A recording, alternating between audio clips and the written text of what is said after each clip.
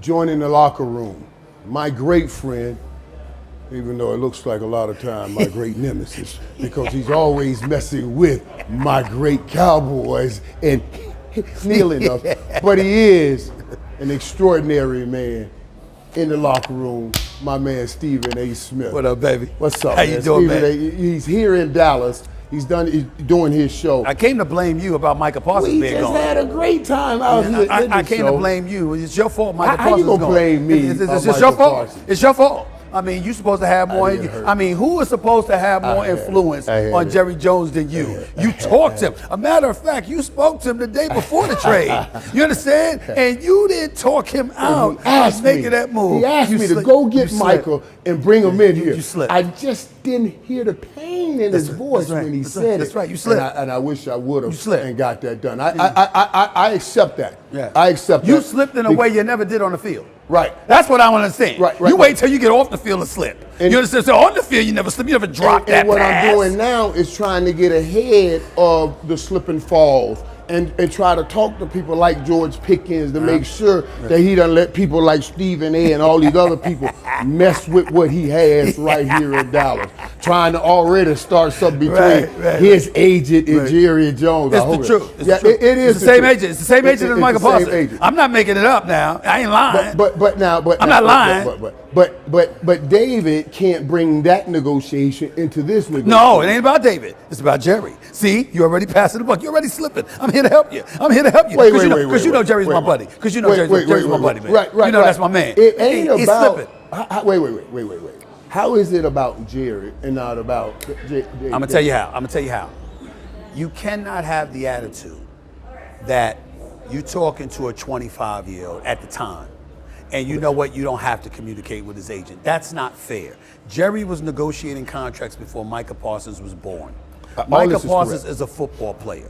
Now, on a serious level, I've said this to Jerry. You know, you are self-made. You are worth. You know, Forbes just listed Jerry's worth $20 billion. He's worth $20 billion. The Dallas Cowboys are worth $13 billion. You're clearly the most marketed, the most hyped, the #1 sports franchise, arguably in the world. Jerry did that.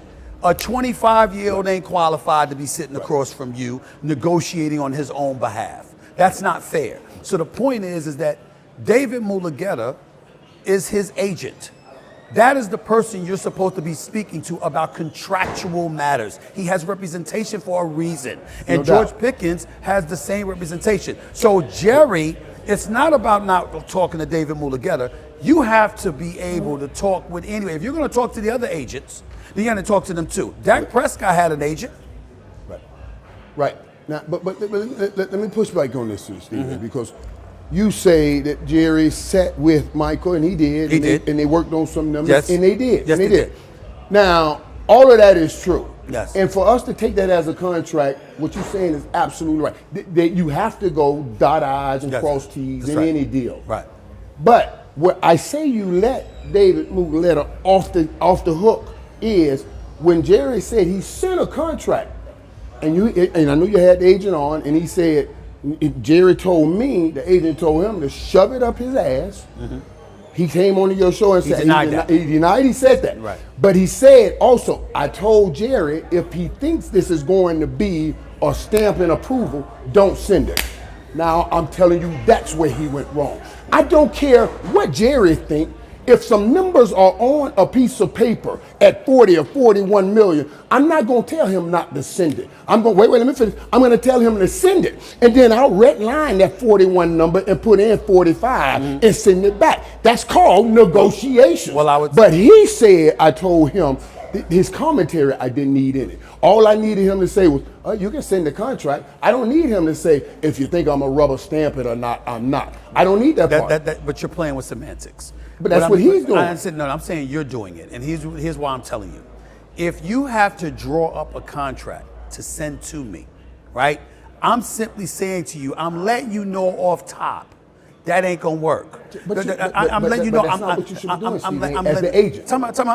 As the agent. Not time out. Yes, you can if you believe, right? If you know that you're gonna sit out, if you believe that you can squeeze him and press him, if you think you have seen Dak Prescott and others do it to Jerry, okay, where they waited and waited, Jerry wouldn't budge and stuff like that, and then ultimately he'd come back, and then there was a negotiation that take place, and they'd ultimately get what they want. That's a part of the negotiations. You're saying to them, they can't do what Jerry has done to people for years. And I'm not talking about players. I'm talking about the business genius that he is. That Netflix deal with that phenomenal series that you starred in, okay? Let me tell you something right now. I still remember, give me the ball.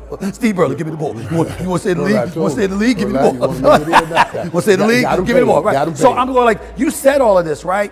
I'm saying to you, go back and do your homework about the Netflix deal he negotiated. Go back and do your homework about sponsorship deals that he did. Jerry Jones has pressed people's foot to the wall on many, many occasions. Right. So this was happening to him and he wouldn't budge. And that's fine. Right. But the point is, you can't sit up there and say what somebody shouldn't do when Jerry is living proof that that kind of strategy has worked on many occasions. But Steven, Jerry owns the Cowboys. Right. Owns the Cowboys. David works for Michael Parsons. Understand? I don't care what Jerry's saying to the media. I don't care how I take it. If Jerry got numbers he's sending my way, I want those numbers. As an agent, what you have to do, and what I wish Michael would have done, is tell both of them, get your emotions out of it and focus on these numbers. That's right. But now, what happens now, as we move it forward, David, Jerry, about to come together again and talk on George Pickens. And that, I'm telling you right now, George Pickens was in, like I told you, purgatory hell in Pittsburgh. Yeah, I know. You mean to tell me you're going to, now your agent's going to take you away from a good quarterback, something you have great, and go get somewhere else? And now you may make some money. It's not going to be the same. It's not going to be the same. It's not going to be the same because George Pickens doesn't command what CeeDee Lamb commands. George Pickens doesn't command what Dak Prescott commands. So that's different. Micah Parsons was a person that was in position to be paid the highest paid defensive player in the NFL. So there was going to be a stiffer negotiation. That should not be the case with a George Pickens. So you're absolutely right about that. David Mulugeta will probably know that better than most. And as a result, the negotiations may be a bit different. But whoa. Then you just said I was right. About? You just said I was right. About? David Mulugeta, no negotiation should be different. No, you can't say that. Every negotiation is different. No, what I'm saying, every negotiation is different. Okay. So if Jerry didn't change, so all of a sudden Jerry doesn't have to change. He's going to talk. So if Jerry sends a piece of paper this time with numbers on it, is he going to take it and look at it? At least look at it? Yeah. That's called negotiation. Right. Why didn't he do that with Michael? Who's to say that he says, if Jerry Jones says, I'm not paying more than $25 million, who's to say that David Mulugeta won't say at that moment, don't bother sending it? Yeah. Because $25 million, when the guy certainly commands more than 30. But I'm saying it could happen. Negotiations, it could happen. We keep saying all that and keep moving the numbers. It could happen. So but we got to stay focused on. And the whole idea, the whole reason I'm bringing it up is, I want players to understand you are in control of your career. Who controls your career? You do. Me. Your agent, your lawyers. They answer to me. You okay. They answer to me. And you the head, HN. That's right. I see. There we in go. charge. And that's right. what brothers on the football field have to get to. But you work for me, not me for you. But when I was I want to hear a 47 million number. It wasn't like that when I was in my 20s. When I was in my 20s, I was listening to them tell me what was best. I didn't know any better. Yes. In your 20s. Right. You understand? But you know you better than everybody else. Right. You know what you want out of life, and this is your life. That's true. Not the agent. That's fair. So the agent saying, I'm sending you to Green Bay, and we gonna get you a deal over here. I don't want I want you to get me the deal where I want the deal. Right. That's all I'm saying. All agents, players, everybody, you got to control. No, that's a bigger message. Especially a lot of us. That's a bigger message. Especially a lot of us. It's your life. It's your life. You control it. But that's something we got off on a rant of. I want to talk about you, Steve. Yeah, I want to talk about the success you are, man, and let these people know in the locker room. This ain't happen overnight. I watch you build shows and things didn't work out, build over here, things didn't work out. But I never saw you even think about stopping. No. I never even thought heard you say, well, that didn't work out. Well, the funny part. Talk to me about that. The funny part about, obviously all grace goes to God first. Without him, nothing would be possible. It goes to the greatest mother I think anybody has ever had, and my mom, my late mother, Janet Smith. Stuff like that is a given. But I got to tell you something. I don't think that professional athletes especially them, especially y'all, appreciate the impact that you've had on my career and my life. Because what excuse do I have to stop when I sit in a profession and I'm judging y'all? So Michael Irvin, you run the right route? Michael Irvin, were you in shape? We were at the Errol Spence Jr. fight together against Terrence Crawford. That's a bad night for Dallas. It's a bad night for Dallas, right? And I love Errol Spence, but it's a bad night for Dallas, right? Yeah. You know, were you in the best shape? After that nasty car accident, were you in any condition to be in that ring? When you see professional athletes that pound the pavement, that put in the work, that do everything you can, exhausting yourself to be in peak condition physically, mentally, emotionally to perform, and we're there chronicling it, what excuse do we have not to turn around and give all we have to be the best that we can be? And so for my attitude is, I've been at this for over 30 years. And I've had an awful lot of success in my career. But the one mentality that I've always had, and maybe it's a bad thing, I don't spend a lot of time smelling roses. I leave that to other people, my loved ones, my family and friends. I'm grinding. It's like, yeah, I got this, well, what about this? I got this, what about this? I got this, what about this? I'm still living, I'm still growing, I'm still moving, and I don't stop. And so I like, especially when it comes to professional athletes, I like them to look at me and to see that I see what they did to be who they are and to get to where they are. And I want them to look at me and know that in my profession, that's exactly what I do to get to where I'm at. I'm not shortchanging anything on anybody. And especially since I couldn't play, the least I could do is do what I do on a great level, so you know that I'm formidable, that I know a thing or two about what I'm talking about. And I'm just incredibly grateful that I've been fortunate enough to be as blessed as I am. But most importantly, I love the attitude that God has instilled in me, where I don't stop. I'm a grinder, and I'm gonna keep on going, and I'm constantly trying to climb. And some people are just performers. They can get out, they can do a great show, but putting a great show together, organizing all that you do, the kind of schedule that you have, you do First Take, then you do your XM radio show, your radio show. I mean, that's a lot. That's a lot to do. How do you maintain the right energy, the right perspective in all of that daily? Well, number one, I'm mission-minded. I don't do anything just to be doing it. There's a mission and a purpose to everything. Right. And it's something that extends far beyond myself. If you're just doing it for you, you'll fall.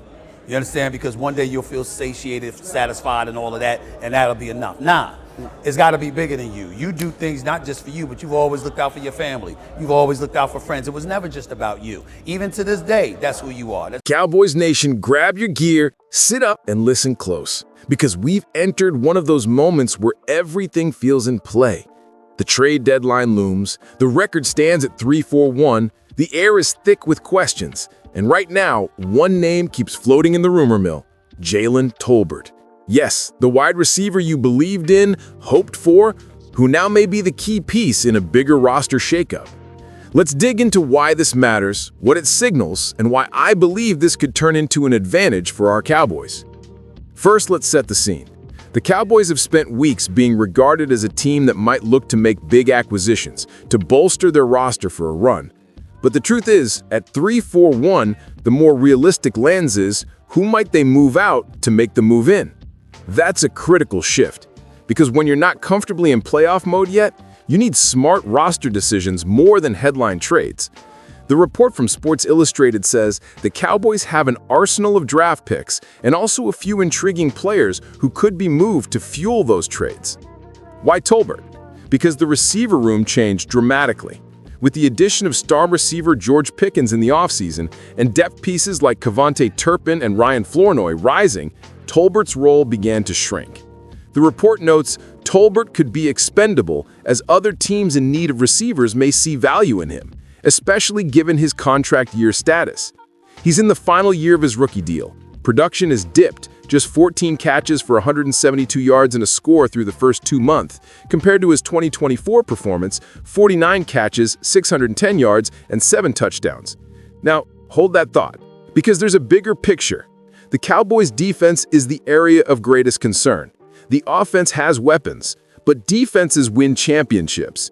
And if you have a depth receiver who could be used as a trade asset and you have significant defensive holes, what do? You convert that asset into something that helps your defense. That's precisely what the rumors suggest the Cowboys are willing to do. One insider, Bobby Belt of 105.3 The Fan, said explicitly that he saw the tell in practice that Tolbert might not be active, hinting the team is preserving him for trade value. That's not an accident. That's strategy. The eyes and ears in the NFL see that when a player starts being held out or shuffled, when the team depth chart shifts, when younger players begin to outperform him, and the contract situation aligns, those are clues that something is brewing. So, what's the win for the Cowboys here? If Dallas can move Tolbert and receive even a mid to late round pick, or include him as part of a package for defensive help, they're doing two things. One, they're clearing space and converting surplus into value. And two, they're addressing the real need, defense. And that's favorable, because you might lose someone you believed in, but if you gain defensive upgrades, you move closer to the goal. The article lays out that the Cowboys should listen if an offer is on the table, and that they may be wise to do so. Let me pause and address the emotional side. I get it. You liked Tolbert. You believed he'd break out. You rooted for him. Watching his snap share drop, seeing younger players surge, it hurts. But what hurts more is watching a defense continue to leak while you cling to a hope. The team has to act. The fans deserve a squad that competes. The star on our helmet deserves a defense that can stand tall. Because if we wait too long, the window closes. Now, I want you to imagine this. The Cowboys make the move. They trade Tolbert. They turn that pick into defensive help, a cornerback, a safety, a linebacker perhaps. Suddenly the unit starts to gel. Suddenly the offense doesn't carry all the weight. Suddenly you feel confident coming out of quarters, halves, games. That's the path to success. And yes, it's possible, because the assets are there, the cap space is flexible, the draft picks are in hand. The offensive production is proven. What remains is balance, and this move could supply that balance. So let's be specific. The reports mention that Tolbert may be used as a sweetener in a deal for a defensive player, meaning he helps unlock a bigger trade rather than simply being moved on his own. If Dallas can package him smartly, they could land someone more impactful on defense. It's not just about trading him, it's about using him strategically. That's why, even though it feels like a loss, it could turn into a win. So yes, I believe this is a favorable scenario for the Cowboys if executed well, because it shows intent. It shows that we're not just tinkering, we're shifting. We're aligning resources. We're building for now and for the future. We're converting underused assets into defensive horsepower, and that's what winning teams do. Now, I'll wrap with this. Cowboys Nation, your voice matters. What do you think? Are you okay with Jalen Tolbert being moved if it means strengthening the defense? Do you believe that Dallas can replace his role on offense while upgrading on D?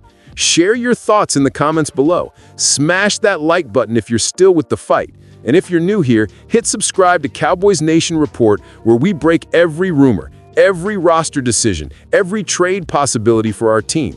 The future is ours if we act it. The star doesn't shine on offense alone. It shines when both sides elevate. Let's turn this moment into momentum. Let's go, Cowboys.